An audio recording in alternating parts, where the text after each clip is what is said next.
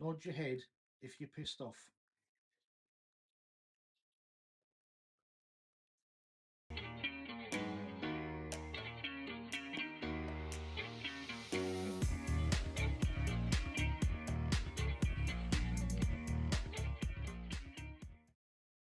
Yes, so it's just finished Swansea 0, Sunderland 0, and I'm absolutely fucking fuming, to tell you the truth. I said I would try and stay calm before I came on here, but I don't think it's going to end up that way. So I apologise in advance if there's any choice words in this. But how annoying was that? How utterly frustrating and annoying was that? You're playing against 10 men for 60 minutes and you don't create, apart from one effort, a clear-cut chance in the whole game. Absolutely fucking unbelievable. Absolutely unbelievable. You know, I've got the stats here. We had 25 shots today. 25 shots, 3 on target. Fuck's sake. I'm sorry, but if we're serious about getting promoted, we have to be winning and taking advantage of this. You know, we go down to 10 men a few weeks ago against Middlesbrough and we get absolutely battered. Clinical finishing. We play against 10 men for 60 minutes and can't create a chance. You leave your most frustrating player on the pitch for the full game, who's done absolutely nothing for weeks.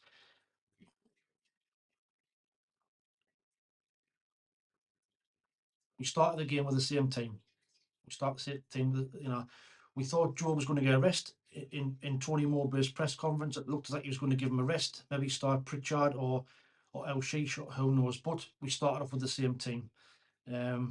And I'm pleased he kept rushing in the side. Job, I would like to see him have a rest. But having said that, we started the game absolutely brilliantly. The first, 15, 20 minutes, we were absolutely fantastic. We were dominating the ball, getting on top, just flying at them. All the possession played. We actually played the full game in their half, with the exception of about 5 minutes. But I know I'm sick and I sound like a broken record, and there'll be people out there who probably disagree 100%, but I'm sorry, but Patrick Roberts is garbage. He really is garbage. His end product is absolutely zero. Absolutely fucking zero. People moan that there's nothing to aim for in the box. Or, that he's every time he gets the ball, he's got 3 men on him. Bullshit. Today, once their player gets sent off, he has the freedom of the right-hand side and absolutely shite all with it. Absolutely shite all.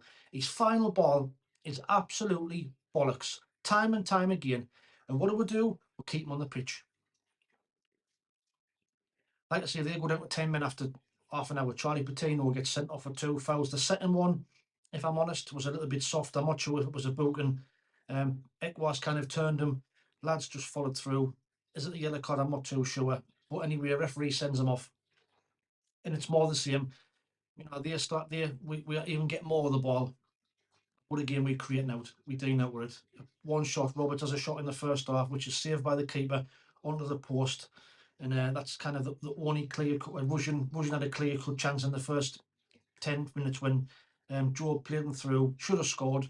He's leaning back and it goes to the right hand side of the post. I know that was probably the most clearest shot that we had in the game. Should have scored, but didn't.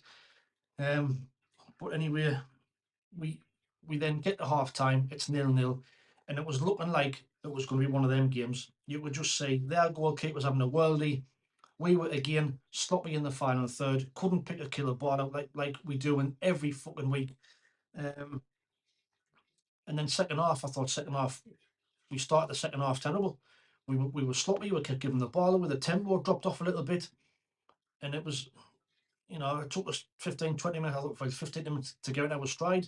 They were breaking play up as they would. That's how you play when you've got 10 men. You try and slow the game down. But we didn't. But we just couldn't get that goal.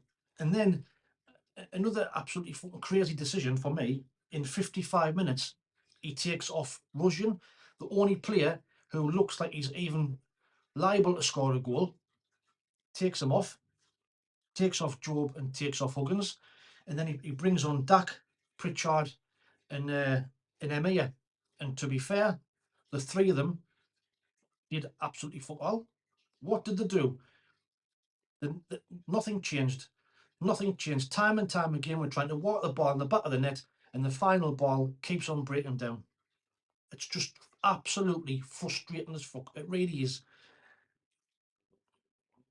Anyway, apologies for the language. I'm sorry, but I'm on a right old rant. It feels like a defeat. Like I've said on time and time again on the videos, you can play all the nice football in the world. You don't score, it means absolutely nothing. Absolutely nothing. Now, yes, you can have 80% of the play, 25 shots, means nout. If you didn't score, means nout. And yet again, we've failed to create a clear-cut opening against 10 men for 60 minutes. Embarrassing. Embarrassing.